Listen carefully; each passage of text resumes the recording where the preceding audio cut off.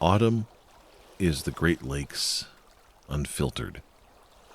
The photos in the social media posts that we see begin to have increasingly less and less color corrections made to them. Summer styles begin to give way to the comfort of a hoodie and a well-worn pair of jeans as visitors and locals let their hair down. The smell of suntan lotion gives way to sweet spices and savory campfires. The beers get heartier, the trails get crunchier, and the strangeness gets even stranger. The culmination of all these phenomena, of course, is Halloween, a time in which the shadows begin to replace the ever-fading daylight. Hello, and welcome, my freshwater friends, to episode 19 of the About the Water podcast, an exploration of high strangeness on and around the Great Lakes. Today, we trick-or-treat through the residential streets of Ashtabula, Ohio. It's here where the award for best costume just might end up going to the strangers that aren't wearing one, as the autumn breezes blow and the darkness begins to creep about the water.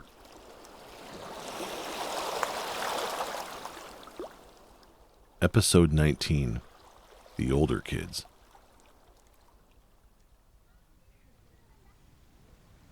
The maniacal grin faded off John's face as he set down his chainsaw and knelt with arms open to comfort the neighbor child who was sobbing through his bloody ski mask.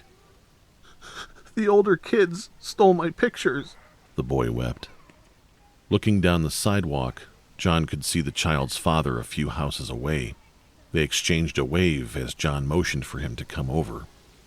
He then returned his attention to the child, asking him, "What pictures?"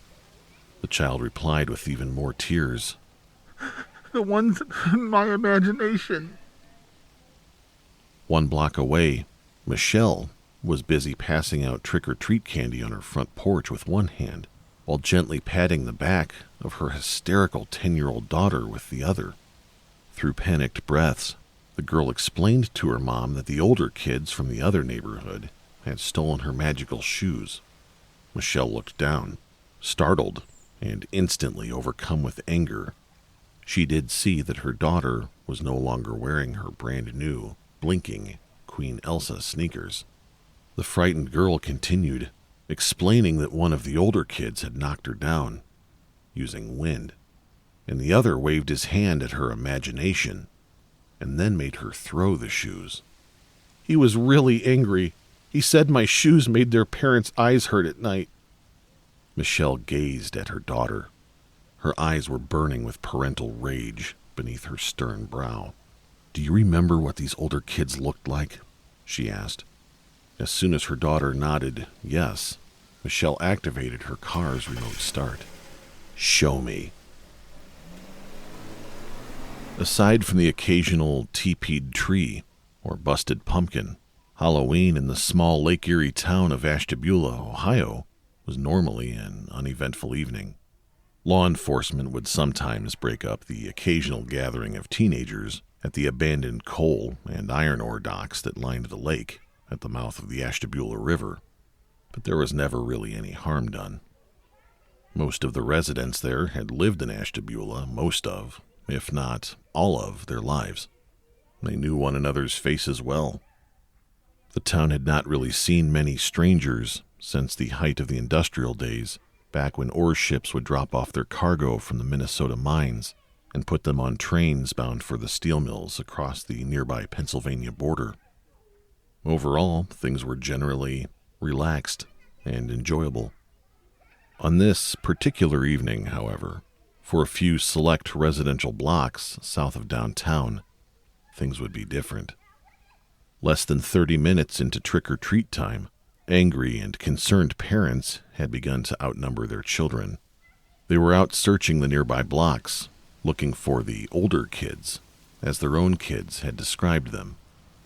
They were said to be tall. They were dressed well, but all in black. Black suit, black tie, black shirt. Their shoes had some kind of a shiny, reflective material on the bottom. Most of the kids had reported it as being tinfoil. Over their clothes, they wore long black capes or cloaks. They would use them to hide their pale white faces. That is, when they weren't busy scaring other children by gazing at them through their bright, blue, glowing, fake contact lenses. Michelle slowed her SUV as she saw John's pickup truck rounding the corner. "You're out looking for him too, huh?" John asked through his window. Michelle nodded back at her lifelong family friend. "Yep," she replied. John put his car in park. "Hey, why don't I ride with you, okay?" he asked. Eager to have the second set of eyes and some possible backup, Michelle agreed. John hopped in, and the search for the older kids continued. Before long, Michelle's vehicle became an odd sight in itself. Michelle and John had recruited and picked up several costumed parents who were also out looking for the kids. As the newly formed posse patrolled, each parent took their turn sharing the accounts of their own children with the group, while shining bright flashlights out the windows and squinting into the darkness. The corpse bride from down the street had a 12-year-old boy who returned home covered in a sticky mess. The older kids had melted all of his candy when he refused to give up his bag after they asked for it. When his mother asked how it happened, her son didn't have an explanation. Up the street, both of Beetlejuice's kids were too scared to even speak. They were both currently at home with Mom, lying on the couch and trembling in tears. Beetlejuice's son was only able to squeak out the words, "They screamed at us," using pictures. In the very back of the SUV, the pretend Wild West sheriff was doing his best to hide his very real stun gun from the rest of the group. He explained that he had his outside lights completely off, and the two came up to the door and banged on it. When he answered, they'd ordered him to let them inside so that they could rest. "So of course I tell them to get lost, and when I do, they get angry. So I reached for my phone to call the police, and in the half a second it took me to look back, they were gone." Frightened by their stories, Michelle's daughter said from the passenger seat, "Mommy, I want to go home." Michelle was so worked up and in her own head that she had forgotten her daughter was in the car.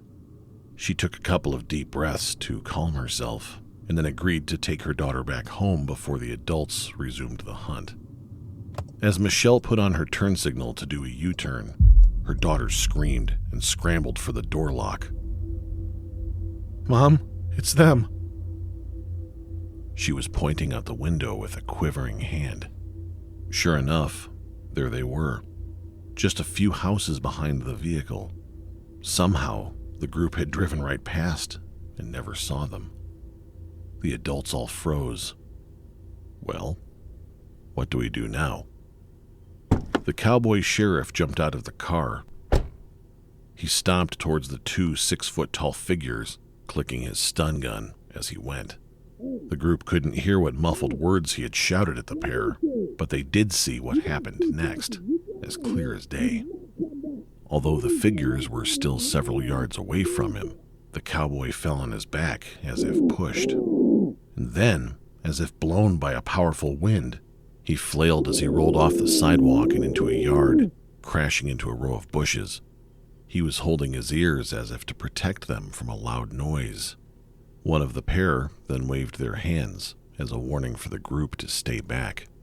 His blue eyes were piercing the darkness of the evening. Then they simply turned around and began to walk slowly down the sidewalk. Michelle screamed in rage. She buried her right foot to catch up to them, but the SUV didn't move. The engine just died, as did all of the interior electronics. It was pitch black and eerily silent. As various members of the group began to reach for their cell phones, one by one they realized that the phones were completely dead. Michelle desperately tried to get the vehicle to start again, but couldn't. Looking out the windshield, it was then that she noticed that the entire block was pitch black. There wasn't a single light on anywhere. It was almost as if the entire street had just become unplugged. John climbed out of the vehicle and took off running between the darkened houses towards his pickup truck. The rest of the group could do nothing except sit in a now silent terror as the two older kids simply vanished into the night, never to be seen again. The following evening, Michelle found herself standing in John's garage. She had called an informal neighborhood meeting, and a small handful of neighbors showed up. John explained that when he had jumped out of Michelle's car and back to his truck, fortunately it did start. He spent hours driving around, but they were gone. John explained that his phone was completely dead, however, and despite charging it all night long, it would not turn on. Michelle said that she had the same problem with her phone. She also explained that her dealership mechanic apologetically informed her that the battery on her car was not part of the warranty, and that her battery was as dead as it gets. As the winter months rolled in, the small group of parents that set out in pursuit that day failed to get so much as a hint as to who the strangers were. The children quickly forgot all about it as they slept off their week-long sugar hangover, and nobody else in the surrounding areas had experienced anything out of the ordinary. But those that did will forever spend Halloween on the lookout for the older kids.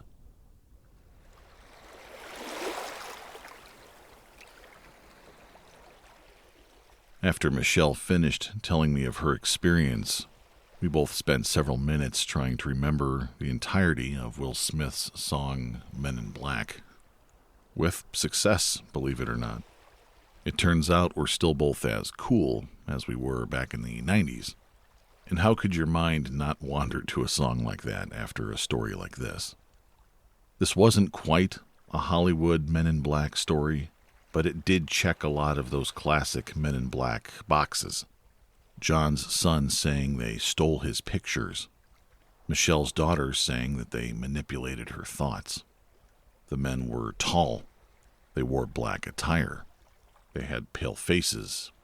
They had bright, unnaturally blue eyes. And of course, the obligatory messing around with electronics.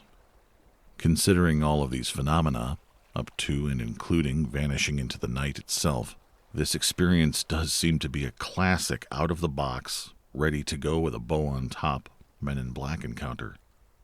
Until things get Great Lakey.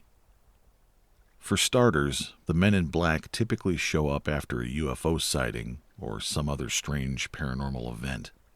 And after some researching and reaching out to locals, I came up with little. A small handful of UFO sightings which seemed to peak in the early 2000s, but nothing more unusual than you'd expect from any lakefront city of that size. One detailed report was as recent as 2009, when Joe Moloch and 4 others observed a UFO from the breakwater at Walnut Beach, which is the city's long, sandy lakefront park.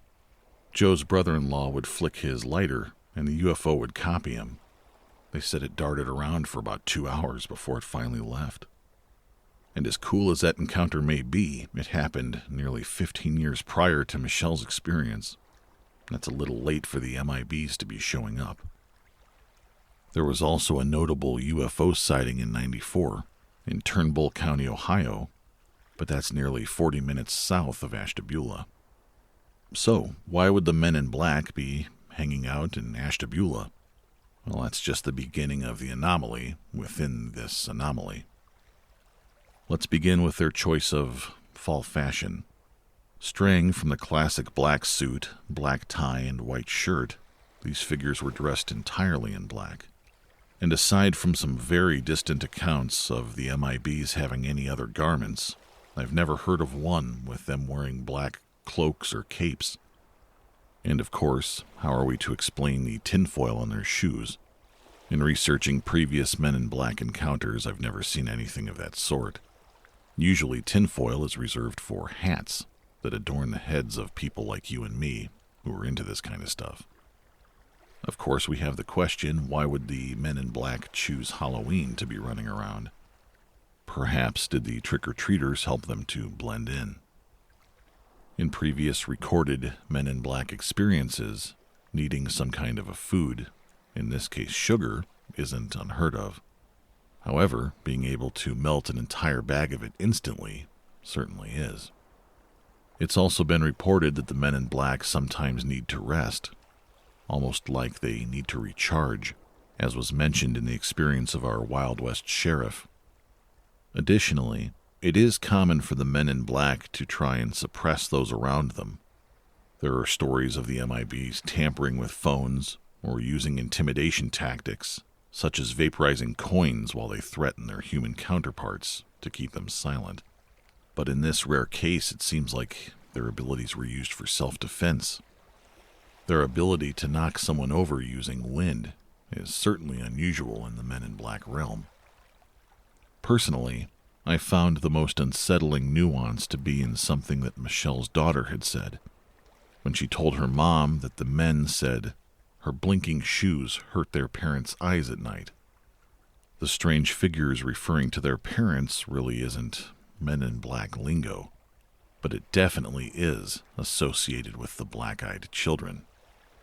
If you're unfamiliar with black-eyed children stories, essentially, it's the middle of the night. You receive a knock on the door, and at the door are two small children with black eyes.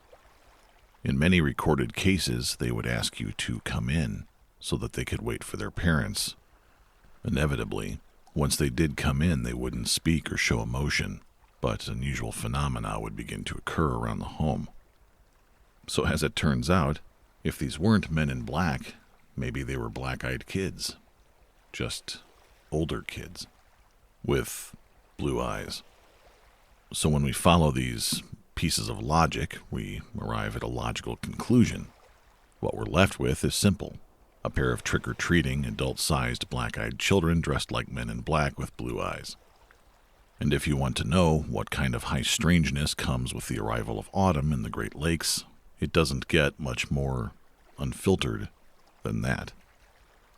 And with that, thank you, sincerely, and as always, for listening.